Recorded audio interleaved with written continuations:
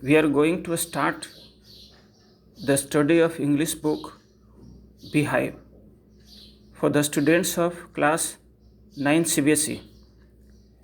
The first lesson is the fun they had. I am going to explain the lesson. You have to listen to it carefully. Then you will have been given questions to answer, which you have to do in SW English copy fairly. If you have any queries, you can contact to be clear. See the lesson now. The fun they had.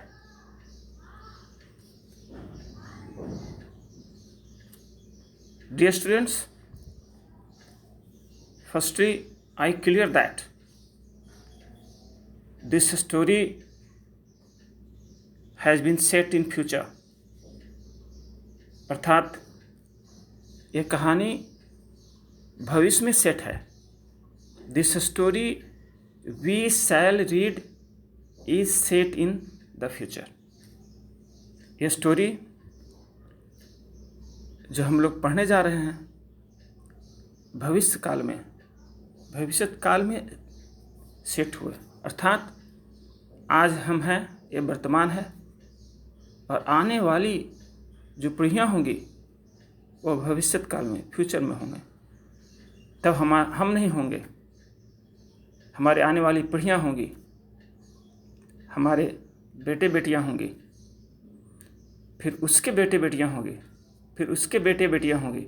अर्थात हम कह सकते हैं आज कि हमारी जो पीढ़ी है, आने वाली पीढ़ी में हमारे ही बच्चे होंगे, हमारे बेटे बेटियाँ होंगी, हमारे पोते पोतियाँ होंगी, हमारे प्रपौत्र और परपौत्री होंगी, और इस तरह से और आगे की पीढ़ी होगी. तो उस भविष्य काल में एक कहानी सेट है. अर्थात हम अभी वर्तमान में हैं, लेकिन चले जाएंगे भविष्य में. अर्थात आज हम हैं, भविष्य काल में जो हम जाएंगे, भूतकाल में जो हम पहुँचेंगे, फ्यूचर में जाएंगे, तब हम नहीं रहेंगे. हम आकाश के तारे बन जाएंगे बच्चों के लिए, हमारे आने वाली पीढ़ियों के लिए, और हमारे बच्चे होंगे. मान लीजिए आप आकाश के तारे बन चुके हैं, हम आकाश के तारे बन चुके हैं, और हमारी आत्मा आने वाली पीढ़ियों के बीच गई हुई है, और उसमें वे लोग क्या करेंगे, कैसी कहानी चल रही है, उसका एंजॉय करेंगे. वे लोग भी नहीं देखेंगे और हम उनकी कहानी की बात को सुनेंगे भी. तो चलिए भविष्य में वहाँ चलिए जहाँ हमारे पोते पोतियाँ हैं, और इस कहानी में आए हुए पात्र उसी में से कोई हैं. देखें इसे. When books and schools as we now know them will perhaps not exist. और उस समय जो आज की किताबें हैं जिसको हम अभी पढ़ रहे हैं, आज की जो स्कूल है जिसमें जाकर हम लोग पढ़ रहे हैं, ये सब चीज़ें नहीं होंगी. ये सब चीज़ें आउट ऑफ डेट हो चुका रहेगा, बट उस समय अस्तित्व में नहीं रहेंगे. How will children study then. तब उस समय के बच्चे कैसे पढ़ेंगे. Perhaps not exist.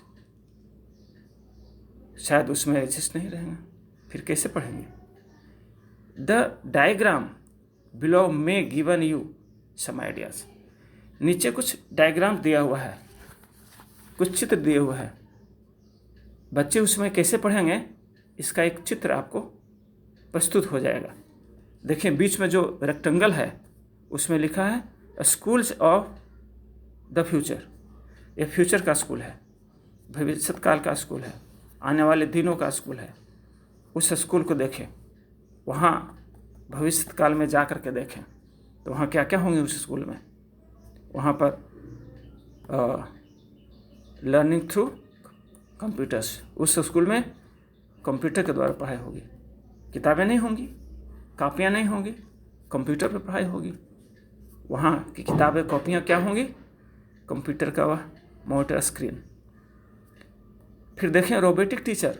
उसमें टीचर होंगे नहीं, स्कूल ही नहीं होगा, टीचर कहाँ से रहेंगे. तब वहाँ टीचर रोबोटिक, रोबोट को आप देखे होंगे, स्क्रीन पर देखे होंगे, पर्दे पर देखे होंगे।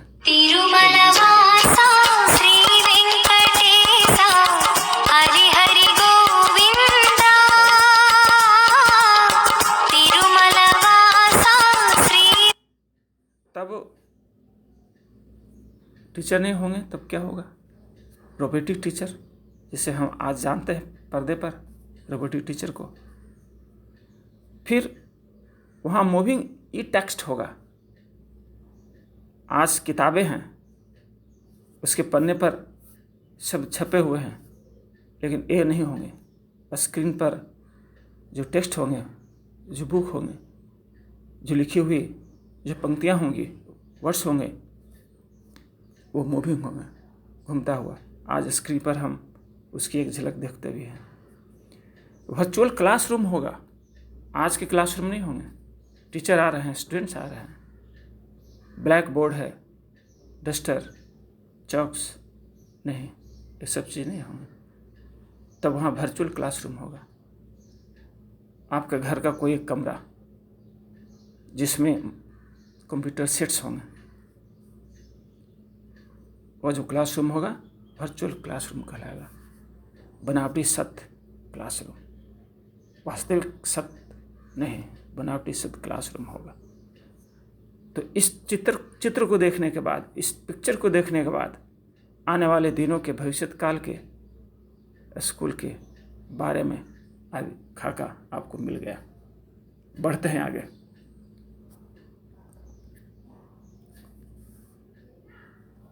यहाँ शुरू होता है टेक्स्ट, जो पैरा नंबर 1 से शुरू हो रहा है। इसे लाइन बाय लाइन देखेंगे, एक्सप्लेन कर रहा है। मार्जी even wrote about it that night in her diary. मार्जी नाम का एक पात्र, कहानी का पात्र का परिचय बाद में आएगा, शायद वह एक लड़की है।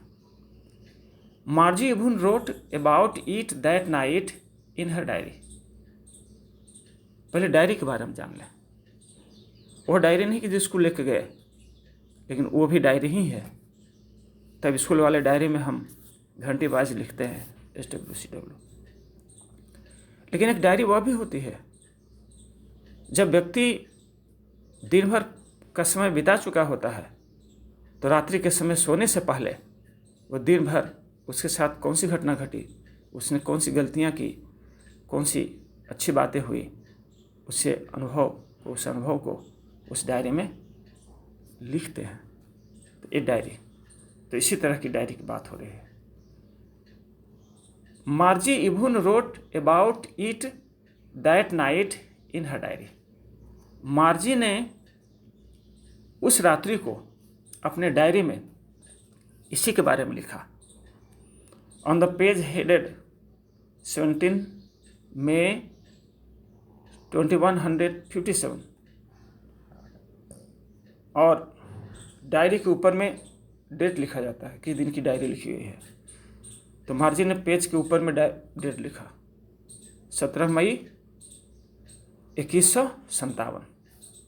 अब 2157 अभी आया नहीं है, ये भविष्य की बात है, भूतकाल की बात है, फ्यूचर की बात है। तब जरा सोचिए, आज से कितने साल बाद की बात होगी? लगभग 130 साल के आसपास की बात होगी।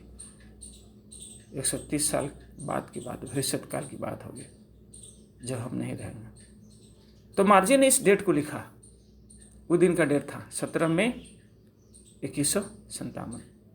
शी रोट, उसने आगे लिखा, today Tommy found a real book. आज टॉमी ने वास्तविक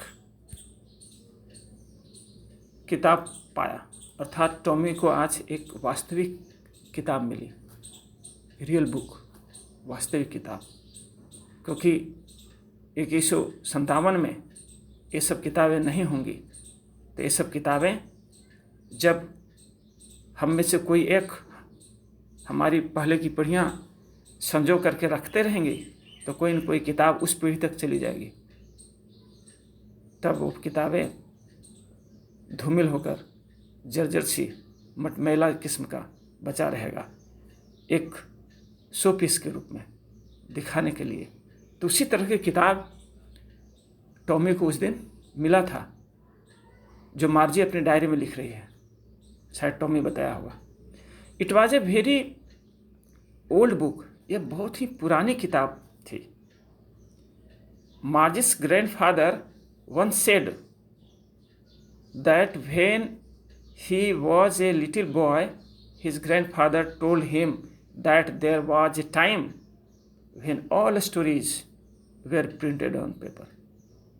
मार्जी याद करती है कि एक बार मार्जी के दादाजी ने उसे बताया था कि जब वे बहुत छोटे थे, अर्थात दादाजी बहुत बालक थे, छोटे थे, उसी समय उनके दादाजी ने उन्हें बताया था, अर्थात मार्जी के दादाजी को उनके दादाजी ने बताया था कि कहानियाँ पहले उनके ज़माने में पेपर पर प्रिंटेड होता था। कैसे होती थी? प्रिंटेड, छपा हुआ। दे टर्न द पेजेस, वे पेज को टर्न करते थे, पलटते थे उसे पढ़ने के लिए। Which were yellow and crinkly, जो पीले किस्म की होती थी, जो पन्ने पीले किस्म के और तहदार होते थे। किताब क्या होते थे? तहदार। आज भी पन्ने उलटते हैं, एक किताब में बहुत सारे पन्ने होते हैं, तहदार होते हैं। And it was awfully funny to read words that stood still instead of moving the way they were supposed to on a screen, you know. और फिर आगे उन्होंने बताया, दादाजी को दादाजी ने बताया कि वे किताब कैसे होती थी, पीले रंग की होती थी, तहदार होती थी, और बहुत ही उसके जो वर्ड्स होते थे लिखे हुए, प्रिंटेड होते थे।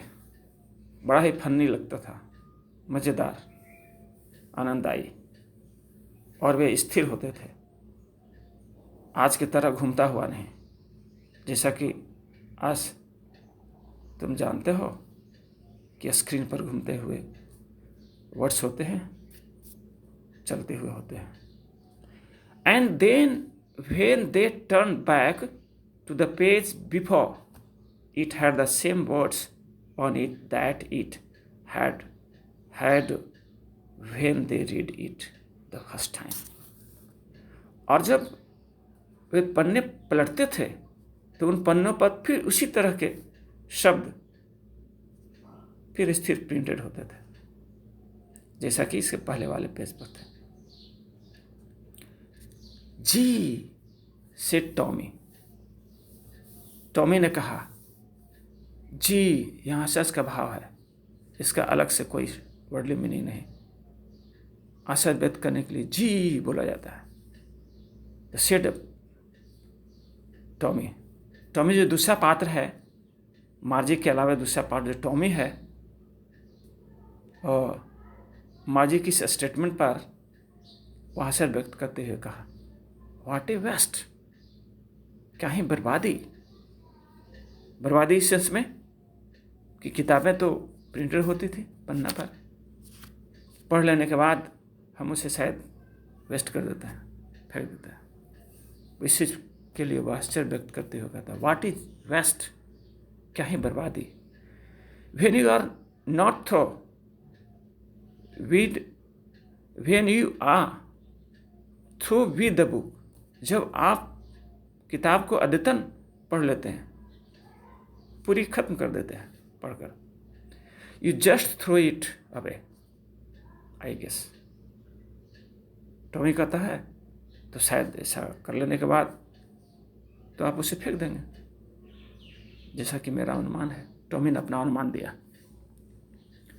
Our television screen must have had a million books on it and it's good for plenty more. आगे टॉमी कहता है कि हमारे टेलीविज़न स्क्रीन पर लाखों किताबें हैं, और इतने ही बहुत सारी किताबें इस पर अभी और आ सकती हैं। I wouldn't throw it away. और हम इन किताबों को फेंकेंगे नहीं। Same with mind said Margie. Margie ने डिटो करते हुए, सहमति व्यक्त करते हुए कहा कि मेरे साथ भी ऐसा ही बात है, हम भी ऐसा ही करेंगे। She was 11 and hadn't seen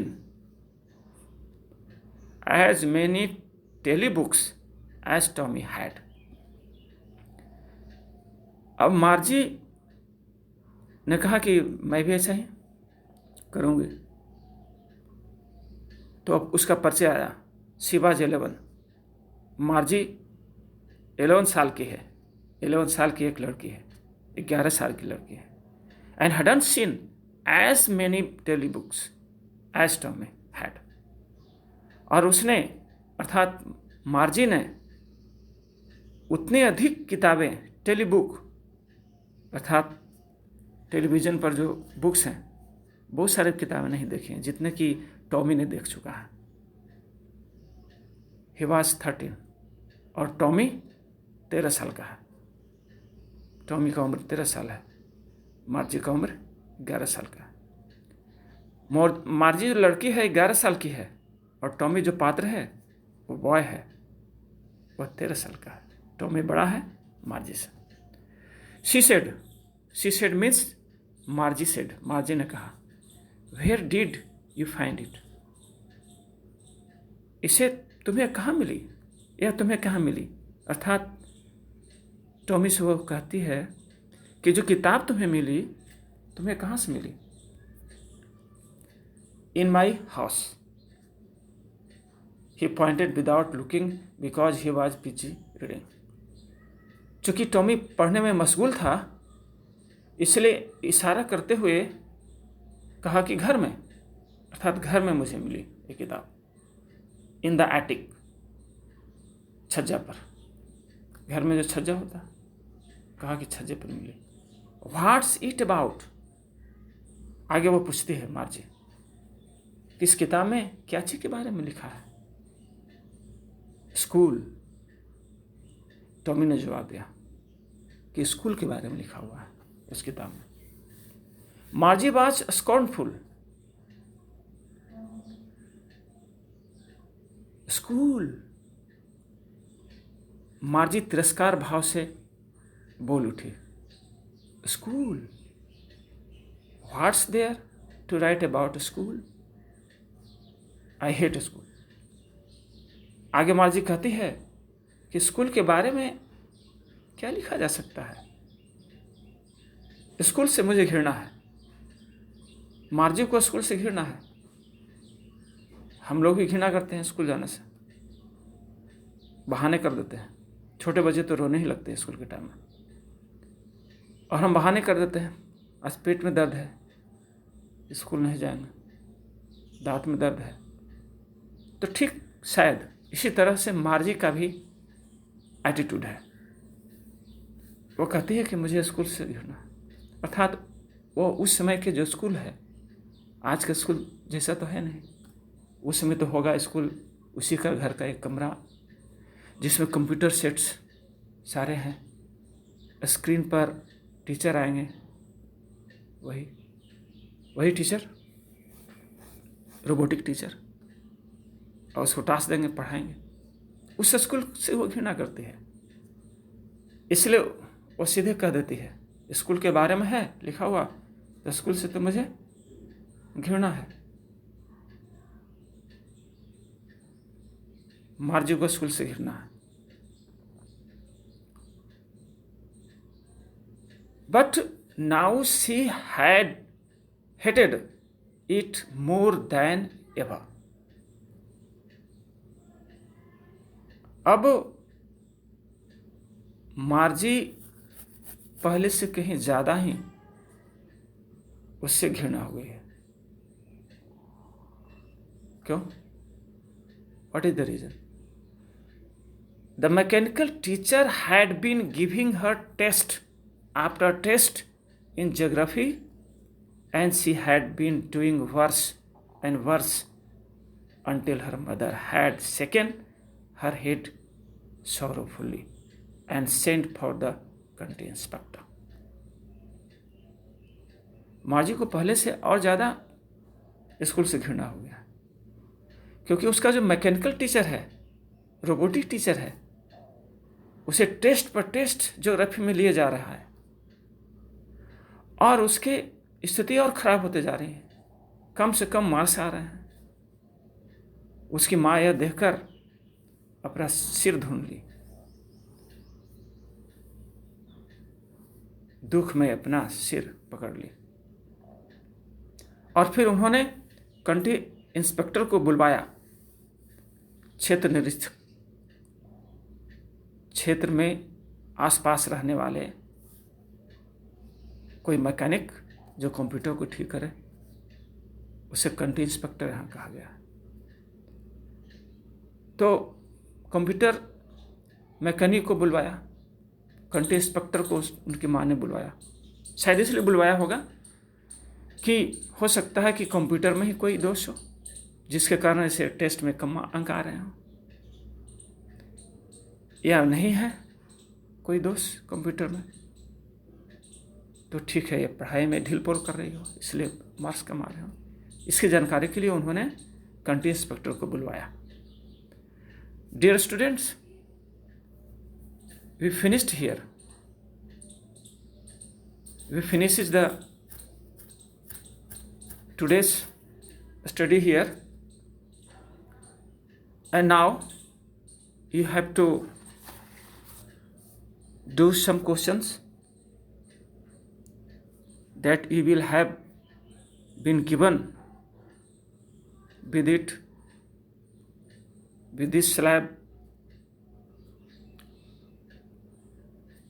in written form through WhatsApp. You have to do that questions, and if you have any queries, you contact us with next day as a routine. That's so. Have a nice morning. Thank you very much.